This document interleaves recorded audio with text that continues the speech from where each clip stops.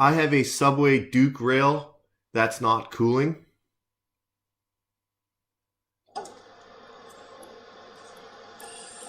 So my temperature's currently at 59 Fahrenheit. This whole rail's not frosting. We're not dropping in temperature. Okay, there's not the greatest access here.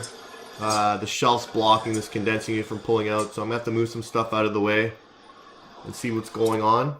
So I do have an access port here. My compressor is running. My condenser fan is running. So now the next step would be to put the gauges on and let's see what pressures we're getting. So it is a 404A unit. So I'm getting minus 5.6 inches mercury and 139 psi head pressure. So this unit works on a 0 Fahrenheit coil.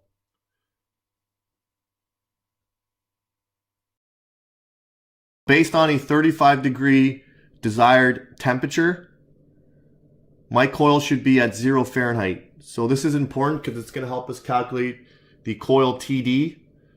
So to get to 0 from 35, I subtract 35 Fahrenheit. So that's telling me that my theoretical TD on this coil should be 35 Fahrenheit.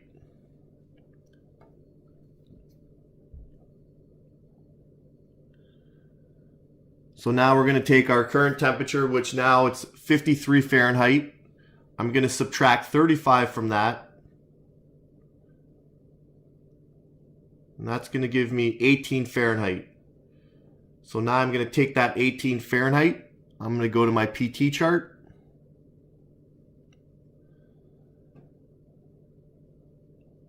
And based on that, 18 Fahrenheit gives me 52.7 psi.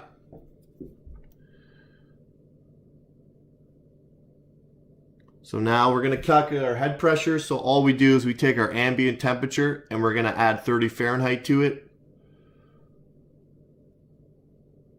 So based on that, my ambient's 65. We're going to add 30, which gives us 95 Fahrenheit. So what this is telling me is my suction pressure is low and my head pressure is low as well.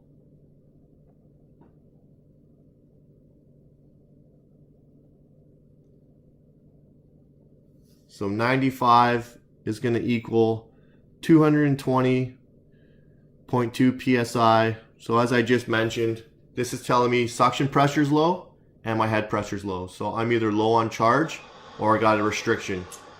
So at this point, I'm going to keep the charge in there and I'm going to start adding refrigerant. We're going to weigh it in. I am charging from my low side because it's 404A with liquid. I'm slowly throttling in so we don't damage this compressor. So I put in the full 1 pound.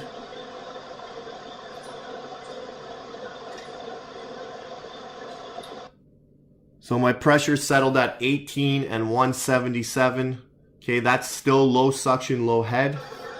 So I'm gonna add 4 more ounces. Okay, just in case the refrigerant in the hoses were affecting my critical charge. So now I'm basically 4 ounces overcharged plus whatever was in there. So based on that, my head pressure is 180. It's not coming up. It should be 220. So I have low head pressure on an overcharged system. Okay, my suction pressure is 21 psi. It should be 52.7 plus or minus 10. So let's subtract 10. That gives us 42.7. We're low suction as well.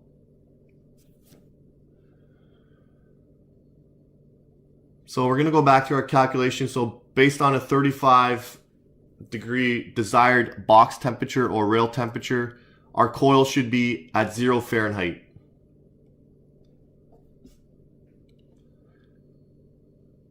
So at 0 Fahrenheit, our pressure is 32.6 psi.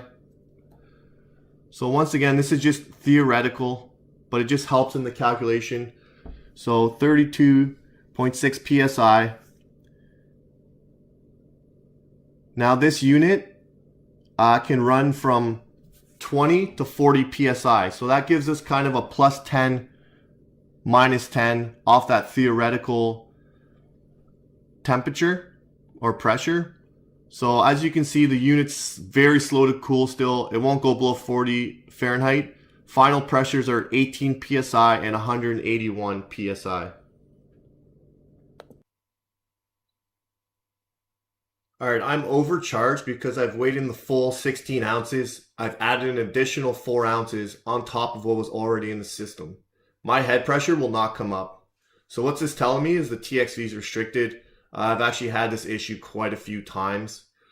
Opening up the TXV is an option, but because I'm overcharged, I just want to change this TXV. I do not want to run this unit overcharged. The pressure was really low when I got there. It was in a vacuum. I really had to bump up the charge just to get that head pressure and suction pressure up. The reason why I didn't pull the original charge out was because if there was a leak, I want to know how big the leak is. So for instance, if I added 3 ounces and the head pressure got up to the 220 psi that I was looking for, I know there's a very small leak in the system. Now this could be from another tech using their manifold gauges with hoses to check pressures, which will remove refrigerant from the system. Now I've seen this happen a lot. I would go ahead, do a leak test, and the pressures wouldn't drop, but because I weighed in just that little bit amount, it tells me that someone might have used their hoses to check the system pressures. Now on the flip side of that, if I have to add, let's say 12 ounces to get my head pressure to 220 psi, I know there's a pretty good sized leak. That's over 75% of the charge has been lost. Now if I can't find the leak, it's telling me that it's most likely in the evaporator coil. So on this specific system, the evaporator coil is sealed and it's not accessible, but adding in that charge kind of takes away the guessing game of, hey, are we low on charge because someone put their hoses on and they weren't sure about that. And just remember, any critically charged unit, we don't want to use our hoses to check pressures. They're just used to reclaim and recharge the unit.